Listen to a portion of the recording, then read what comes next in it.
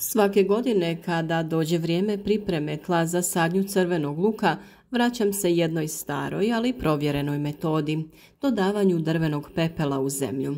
Možda izgleda kao sitnica, ali upravo taj sivi prah zna biti presudan za zdravlje luka, njegovu čvrstoću i otpornost na bolesti. Nije to nikakva moderna formula, već stari trik koji su koristile generacije prije nas, a ja sam ga samo malo prilagodila svom načinu uzgoja.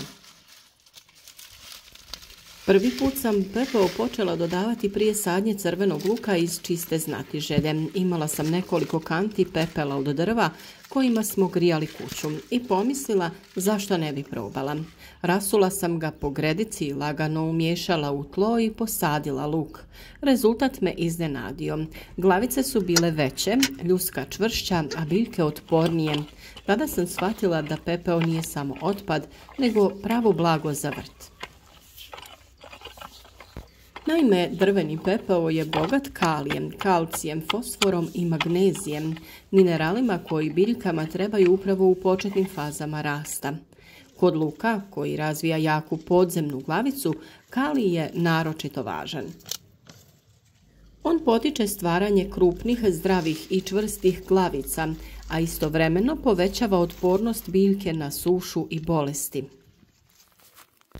Kalcij iz pepela pomaže boljem razvoju korijena i sprječava zakiseljavanje tla, što je posebno korisno ako se luk sadi na parcelama gdje se prethodnih godina koristilo mnogo stajnjaka ili prirodnih gnojiva bogatih dušikom. Ipak s pepelom treba znati mjeru, nije dobro pretjerivati jer previše pepela može učiniti tlo previše alkalnim, a tada neke hranjive tvari postaju teže dostupne biljkama.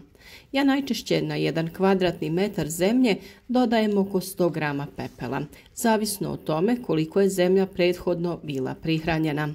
Rasipam ga ravnomjerno po površini i zatim ga lagano umiješam motikom ili grabljama u gornjih 10 cm tla. Pepeo koristim isključivo od čistih neobrađenih drva, bez boja, laka ili papira. Takav pepeo je čist i sadrži upravo ono što biljkama treba. Ako se koristi pepeo od briketa, uglja ili drveta sa dodatnim hemikalijama, to može više štetiti nego koristiti.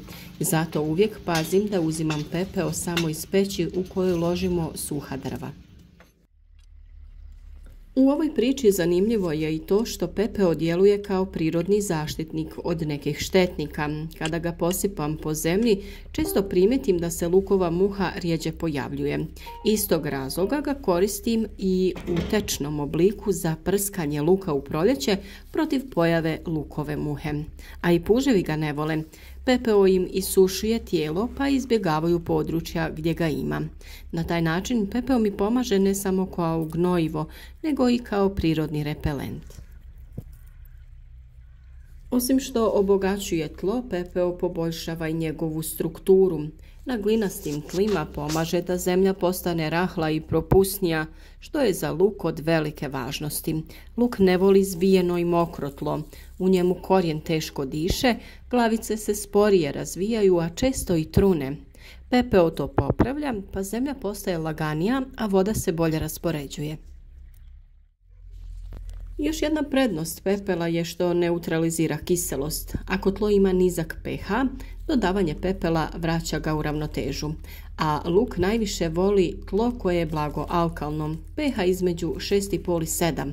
To je još jedan razlog zašto se pepeo pokazao kao idealan dodatak prije sadnje. A nekada, kada sam žurila, znala sam pepeo dodati i direktno u redove prije sadnje lukovica. Lagano ga pospem u brazdu, pa preko toga stavim malo zemlje i tek onda luk. To se pokazalo odličnim jer pepeo tada djeluje kao barijera protiv bolesti koje napadaju korijen.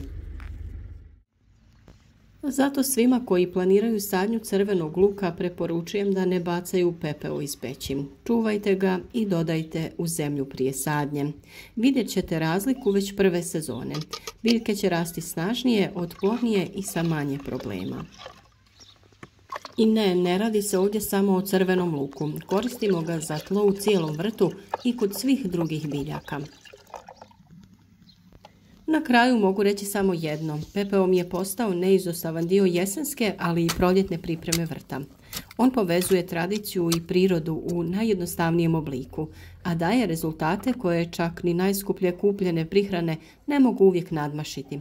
I svaki put kada u ruci držim tu sivu prašinu, sjetim se da je u njoj sažeta energija drveta, topline i života i da upravo ona vraća snagu zemlji iz koje ponovno sve i niče.